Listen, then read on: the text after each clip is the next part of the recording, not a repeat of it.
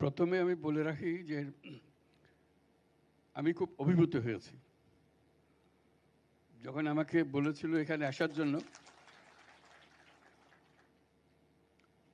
আমি একটা দৈনন্দিন কাজ হিসেবে এটাকে নিয়েছিলাম।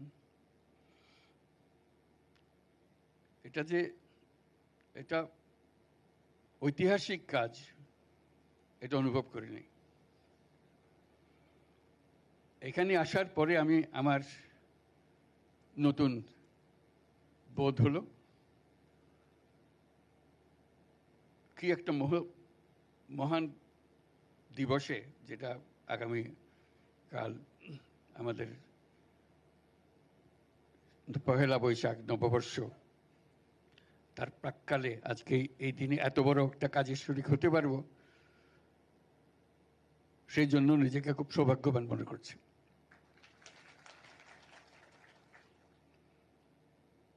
আর নিজেকে অপরাধী বোধ করছি,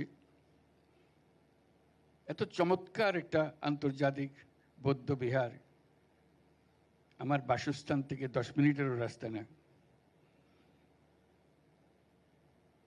আমার অনেক বয়স হয়েছে, কোনোদিন দেখা হয়নি। এত চমৎকার একটা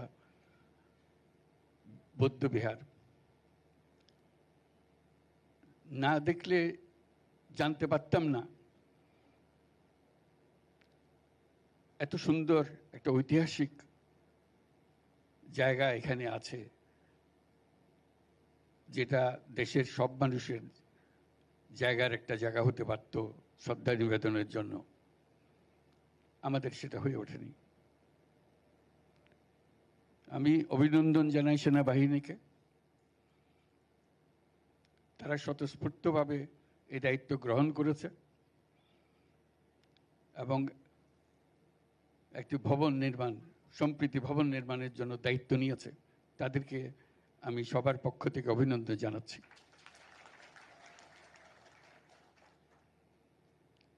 যেটুকু দেখেছি ইতিমধ্যে যেটা আছে অত্যন্ত হৃদয়গ্রাহী, আবেগ আপ্লুত করে এরকম একটা জিনিস। শুধু এটা বৌদ্ধদের এটা ধর্মীয় স্থান হবে,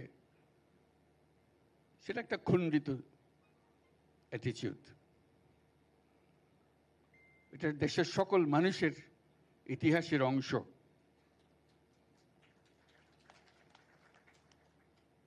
সকল ছেলে মেয়ে একবার দেখে যাবে কি আছে, কি দেখা। এটা না দেখলে আমার তো কোনোদিন দেখা হতো না আজকে যদি না আসতাম। এবং আমার মতো বাংলাদেশে আরো বহু মানুষ আছে যারা জানিও না যে এরকম একটা প্রতিষ্ঠান আছে, একটা ধর্মীয় প্রতিষ্ঠান আছে, এবং অত্যন্ত মনোমুগ্ধকর, হৃদয়ে আকর্ষণ করে। আজকে আমরা যারা এখানে উপস্থিত আছি যারা সবাই বয়স্ক মানুষ, আমার খুব অনুভব করছি যে আমরা এইসব অনুষ্ঠান আমাদের ছেলে মেয়েদেরকে সঙ্গে নিয়ে করতে পারি না কেন। তারাই তো এটাকে ধারণ করবে, আজকের অনুষ্ঠানটা মনে রাখবে যে ওই দিন এটা হয়েছিল, আমি উপস্থিত ছিলাম। আশা করি এরকম অনুষ্ঠানে আমরা ভবিষ্যতে শুধু আপনাদের নিজেদের ছেলে মেয়ে না, বাংলাদেশের অন্যান্যদের ছেলে মেয়েদেরকে নিয়ে আসা, এটা আমাদের ঐতিহ্যের একটা অংশ। সম্প্রতি চীন গিয়েছিলাম, প্রায় প্রত্যেকটা সভাতে আমি উল্লেখ করেছি অতীশ দীপঙ্করের কথা এবং কিভাবে বৌদ্ধ ধর্ম এখান থেকে বাংলাদেশ থেকে চীনে গিয়েছে। সেগুলো তাদেরকে বলছি, কিন্তু নিজে আর কোনোদিন অতীশ দীপঙ্করের বাড়িও যাইনি। তার অবদানের সম্বন্ধে কারো খোঁজ খবরও নিই নাই। শুধু বলেছি অতীশ দীপঙ্করের অনেক মনাস্ক্রিপ্ট চীনের বিভিন্ন মনাস্ট্রিতে ছড়িয়ে আছে, সেগুলো সংগ্রহ করার কথা বলেছি। এই যে দুরকম ভূমিকা, নিজের দেশের মানুষ অতীশ দীপঙ্কর কেন গিয়েছিল, চীনের অত্যন্ত শ্রদ্ধেয় মানুষ হিসেবে কেন তিনি স্থান পেলেন, তাদের মনের মধ্যে অতীশ দীপঙ্করের উল্লেখ করলে মানুষ চেনে থাকে। তো সেই ইতিহাস তো মুছে যাওয়ার ইতিহাস না, এই ইতিহাস তো সগৌরবে তুলে ধরার ইতিহাস। আমাদেরই মানুষ, আমাদেরই পাড়ার মানুষ। তখন তো এত যানবাহনও ছিল না, কিছুই ছিল না। কিভাবে এত কিছু পার হয়ে হিমালয় পর্বত পার হয়ে সে দেশে গেল, সে দেশে বুদ্ধ ধর্ম প্রচার করলো, আজ পর্যন্ত তাকে মানুষ চেনে সেখানে। আজকে যেটার ভিত্তিপ্রস্তরে স্থাপন হলো, সে ইতিহাসেরই তো অংশ এটা।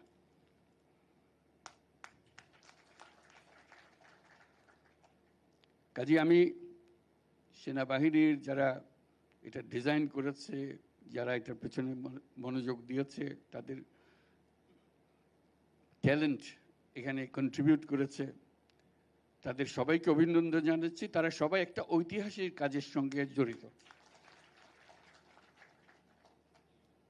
এবং এখন পর্যন্ত আমরা যা দেখছি, যখন সম্প্রীতি ভবন নির্মাণ হবে, এটার থেকে যেন বিচ্ছিন্ন হয়ে না যায়। এমন একটা ভবন করলাম যে মনে হয় না যে ইতিহাসের সঙ্গে মিল আছে। আমি দেখি নেই, আমি শুধু স্মরণ করিয়ে দিচ্ছি, এটা মহান কৃতিত্ব এবং মহান সম্মানের ব্যাপার যে আমরা যেটা করতে পারছি।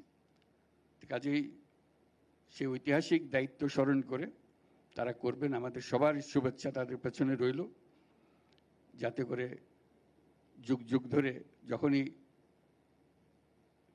এই সম্প্রতি ভবনে আসবে, যারা এটা তৈরি করেছিল তাদের প্রশংসা করে যে কি চমৎকারভাবে সে কনসেপচুয়ালাইজ করেছে পুরো জিনিসটাকে।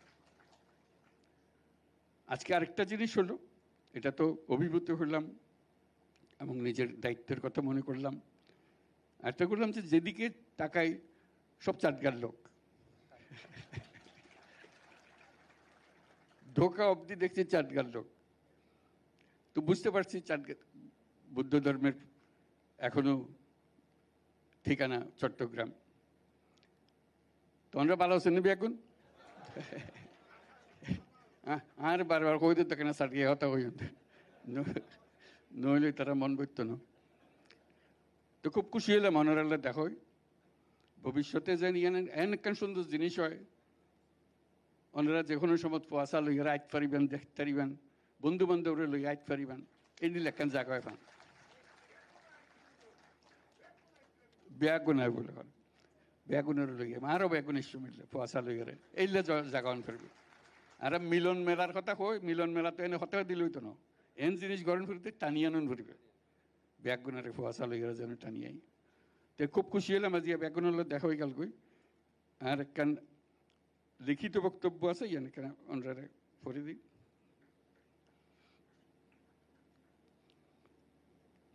এক্সেলেন্সিজ, সুপ্রিয় উপস্থিতি, আপনাদের সবার প্রতি আমার শুভেচ্ছা ও সালাম। বাংলা নববর্ষের প্রাক্কালে আমরা আজ ঢাকা আন্তর্জাতিক বৌদ্ধবিহারে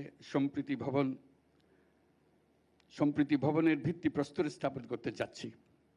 আমরা করে ফেলেছি কিন্তু এর মধ্যে। এমন একটি সুন্দর শান্তিপূর্ণ অনুষ্ঠানে আমাকে আমন্ত্রণ জানানোর জন্য বাংলাদেশ বুদ্ধিস্ট ফেডারেশন এবং আন্তর্জাতিক বৌদ্ধবিহারের কর্মকর্তাদের প্রতি আমার কৃতজ্ঞতা ও ধন্যবাদ। একই সঙ্গে সবাইকে বাংলা নববর্ষের অগ্রিম শুভেচ্ছাও জানাচ্ছি। শুভ নববর্ষ। অতি প্রাচীন সময় থেকে এই অঞ্চলের গুরুত্বপূর্ণ শিক্ষা প্রতিষ্ঠান হিসেবে আবির্ভূত হয়েছিল এখানকার বৌদ্ধ বিহারগুলো। এগুলো আমাদের ঐতিহ্য ও সভ্যতার নিদর্শন। পৃথিবীর দূর দূরান্ত থেকে ভিক্ষু ও ছাত্ররা এই বিহারগুলোতে আসতেন। মহামানব বুদ্ধের শান্তি ও সম্প্রীতির বাণী বিশ্বে ছড়িয়ে দিতেন। শুধু ধর্মীয় আচার ও শিক্ষা নয়, সমাজের জনকল্যাণকর কর্মসূচিরও কেন্দ্র ছিল এদেশের বৌদ্ধ বিহারগুলো। মহামানব গৌতম বুদ্ধ বিশ্ব মানবতার কল্যাণে সম্প্রীতি ও সাম্যের বাণী প্রচার করেছিলেন। বৌদ্ধ ধর্ম জীবজগতের সকল প্রাণীর মঙ্গল কামনা করে। মহামানব বুদ্ধ বলেছেন, শান্তি সুখ থেকে আমরা কাউকে বঞ্চিত করতে পারি না, এমনকি ক্ষুদ্র জীবটিকেও বঞ্চিত করতে পারি না। এদেশের বৌদ্ধ পণ্ডিত অতীশ দীপঙ্কর বিশ্ববরণ্য এক মহাপণ্ডিত। মহামানব বুদ্ধের বাণী তিনি বহন করে নিয়েছিলেন সেই মহাচীনে, তিব্বতে। চীনে এখনো তাকে সর্বোচ্চ মর্যাদায় শ্রদ্ধা জানানো হয়। বৌদ্ধ ধর্মের নিদর্শন, স্থাপনা, ঐতিহ্য ও পণ্ডিতগণ মানব সভ্যতার ইতিহাসে অত্যন্ত গুরুত্বপূর্ণ। সুপ্রিয় উপস্থিতি, আমি বরাবরই বলে এসেছি, নানা মত, ধর্ম, রীতিনীতির মধ্যেও আমরা সবাই এক পরিবারের সদস্য।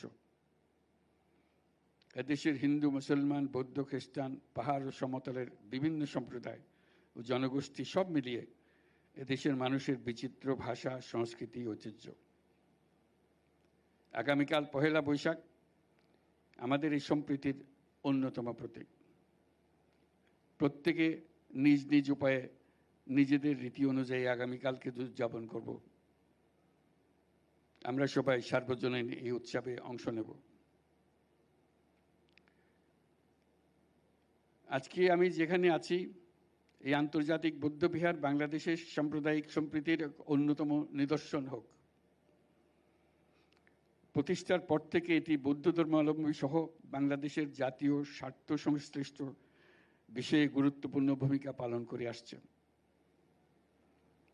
গৌতম বুদ্ধের অহিংসা ও সাম্যের বাণীর প্রতি শ্রদ্ধা রেখে বাংলাদেশের বৌদ্ধ সম্প্রদায়ের ধর্মীয়, সামাজিক ও সাংস্কৃতিক ঐতিহ্য সংরক্ষণ এবং কারিগরি শিক্ষা সহ বিভিন্ন জনকল্যাণকর কর্মসূচি পালন করে আসছে এই বৌদ্ধবিহার। আন্তর্জাতিক বৌদ্ধবিহারের সম্প্রীতি ভবন বাংলাদেশের সম্প্রীতি ও মানবতার ঐতিহ্যকে ধারণ করে জাতীয় ও আন্তর্জাতিকভাবে গৌরবময় ভূমিকা রাখবে, এই আমার প্রত্যাশা। আমাদের সম্প্রীতি ও মানবিক মূল্যবোধের জয় হোক, বিশ্বে শান্তি বিরাজ করুক, এই কামনা করে আমার বক্তব্য শেষ করছি। সবাইকে আবারও সালাম ও নববর্ষের অগ্রিম শুভেচ্ছা জানাচ্ছি। শুভ নববর্ষ। মহান আল্লাহ আমাদের সহায় হন। বিদেশ থেকে প্রিয়জনকে উপহার পাঠান প্রবাসী শপের মাধ্যমে। যোগাযোগ করুন স্ক্রিনে দেওয়া নম্বরে।